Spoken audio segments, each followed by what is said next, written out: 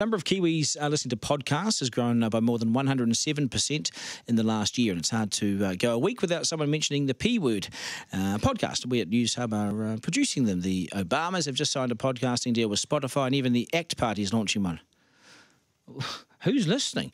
They're everywhere, assuming you know how to download them. But not to worry if you don't, as Gorilla Tech CEO Paul, the podcast Spain, knows how, and he joins us. Paul, g'day. Good morning, Dave. Is it hard or easy? What's the deal?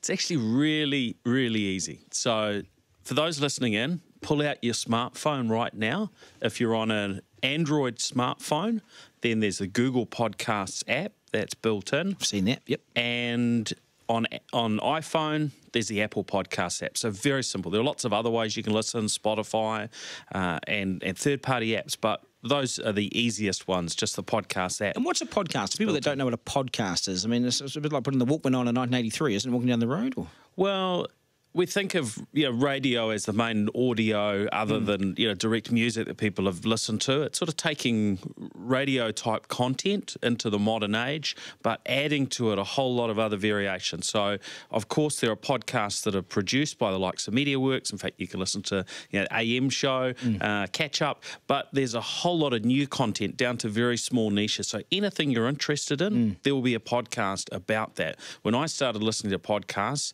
I realised I was turning my car into my mobile university because I had an hour a day commuting. So really anything you want is there. How long are they, and what do you sort of recommend for a podcast to be? Is sort of less more when it comes to podcasts? There's massive variety. So the shortest one I listen to is about 2 to 3 minutes each day. What's that? That is a daily tech news show. And I listen to that at home through our Amazon Alexa, so voice assistant. In the morning, we ask it for a news update, and it basically just jumps through a whole series of very short podcasts. So I'm catching like a headline service. The news on podcasts, the news on business, all of these things just come through. Oh, the rolling shopping list. Is there a app or something for this?